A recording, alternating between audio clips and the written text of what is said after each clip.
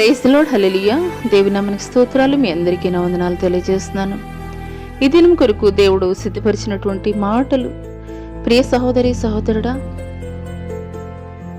నువ్వు దేవుణ్ణి వెంబడిస్తున్నటువంటి క్రమంలో నీ యొక్క భక్తి జీవితం, నీ యొక్క విశ్వాస ప్రయాణం ఏ రీతిగా నీవు కలిగి ఉన్నావు? మనుషులను సంతోషపెట్టేటువంటి భక్తిని నీవు చేస్తున్నావా, లేదా దేవుణ్ణి సంతోషపెట్టేటువంటి భక్తిని నీవు చేస్తున్నావా?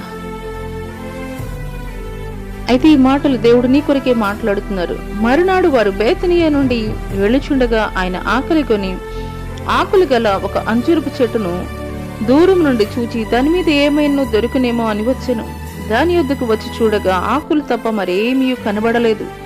ఏలే అనగా అది అంజూరపు పండ్ల కాలము కాదు. హల్లెలూయా. ఈ మాటలు వింటున్నటువంటి ప్రియనేస్తమా, యేసుక్రీస్తు వారు బేతనియా గ్రామం నుండి వెళుతున్నటువంటి క్రమంలో ఒక అంజూరపు చెట్టును చూచినప్పుడు ఆ యొక్క అంజూరపు చెట్టు నుండా మరి ఆకులు మాత్రం కలిగి ఉన్నది కానీ మరి పండ్లైతే గనక లేవు. ఈ యొక్క అంజూరపు చెట్టుకున్నటువంటి ఒక విశిష్టమైనటువంటి లక్షణం ఏంటంటే, అంజూరపు కాయల కన్నా ముందుగా బ్రెబా అనేటువంటి ఒక ఫలం అయితే గనక అది ఫలిస్తుంది.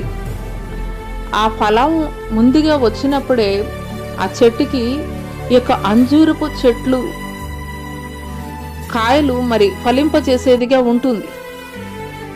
మరి ఆ రీతిగా అది అంజూరపు పండ్ల కాలము కాదు, కానీ బ్రెబా అంటే అంజూరపు పండ్ల కంటే ముందుగా వచ్చేటువంటి ఆ యొక్క బ్రెబా ఫలాలు ఉన్నాయేమో అని దేవుడు చూసినప్పుడు ఆ ఫలాలు అయితే గనక కనిపించలేదు. ఆ ఫలాలు లేనట్లయితే గనక అది ఎందుకు కూడా పనికి రాదు.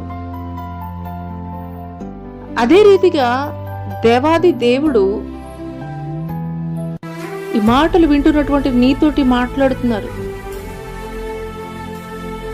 ఆయన ఏ రీతిగా ఈ భూమి మీద 3.5 సంవత్సరాలు జీవించాడో, ఒక మాదిరికరమైనటువంటి జీవితాన్ని, అట్టి రీతిగానే నీవు ఆత్మ ఫలాలు నీవు కలిగి ఉన్నావా?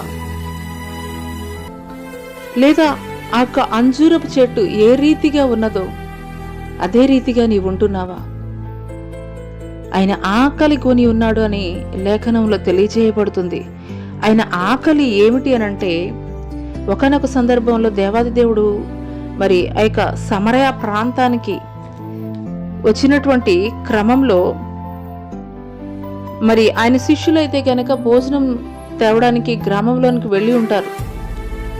మరి వారు తిరిగి వచ్చినటువంటి సమయంలో దేవాది దేవుడిని అడుగుతారు, అయ్యా మీరు భోజనం చేశారా అని అడిగినప్పుడు మరి ఆయన చెప్పినటువంటి సమాధానము, మరి నేను భోజనము మరి భుజించుటకు మీకు తెలియని ఆహారం నాకు ఉన్నదని వారితో చెప్పినప్పుడు మరి ఆయన శిష్యులు అనుకున్నది ఏంటంటే, మరి ఎవరైనా భోజనం తెచ్చిచ్చారేమో అని వారు అనుకున్నారు.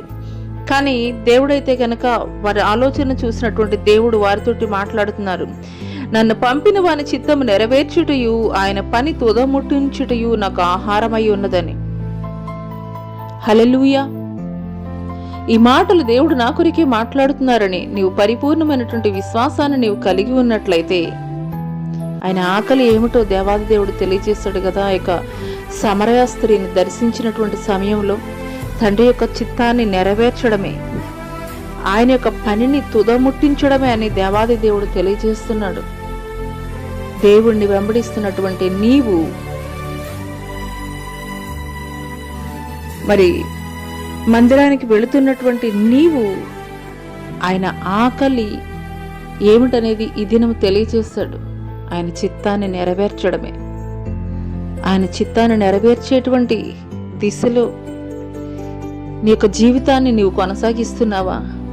ఆత్మ ఫలాలని నీవు కలిగి ఉన్నావా? లేనట్లయితే ఇప్పుడే మోకరించు. దేవా, ఆ యొక్క ఫలింపనటువంటి అంజూరపు చెట్టులాగా నేను ఉండడానికి వీల్లేదయ్యా. ఎన్ని సంవత్సరాలు నీ మందిరానికి వచ్చినా గాని, ఎన్ని సంవత్సరాలు నీ సన్నిధిలో ప్రార్థించినా గాని ఫలాలు లేనటువంటి వృక్షములాగా నా యొక్క జీవితం ఉండడానికి వీల్లేదయ్యా. నీ చిత్తాన్ని నేను జరిగించాలయ్యా, నీ చిత్తాన్ని నెరవేర్చడమే నా యొక్క పని అయ్యా. ఈ రీతిగా నువ్వు ప్రార్థించగలిగినట్లయితే ఆయన భూమి మీద నడయాడినటువంటి 33.5 సంవత్సరాలు తండ్రి చిత్తాన్ని నెరవేర్చి తండ్రి యొక్క కుడి పార్శ్వమున ఆసీనుడై ఉన్నాడు. అదే రీతిగా ఈ మాటలు వింటున్నటువంటి ప్రియనేస్తమా, ఫలాలు లేనటువంటి జీవితం కలిగి ఉండాలని నీ పట్ల దేవుడు కోరుకోవడం లేదు, కానీ ఫలించి అభివృద్ధి చెంది ఆయన చిత్తాన్ని నీవు నెరవేర్చి, దేవుడు తెలియజేస్తున్నాడు ప్రకటన గ్రంథంలో, నేను జయించిన తండ్రితో కూడా ఏ రీతిగా సింహాసనాసీనుడై ఉన్నానో అదే రీతిగా జయించు వానికి నా సింహాసనం మీద ఆసీనుల ఇండుటకు నేను అధికారం ఇచ్చేదనని దేవుడు తెలియజేస్తున్నాడు. అటి కృప దేవుడు నీకు దయచేయునుగాక. ఆమెన్.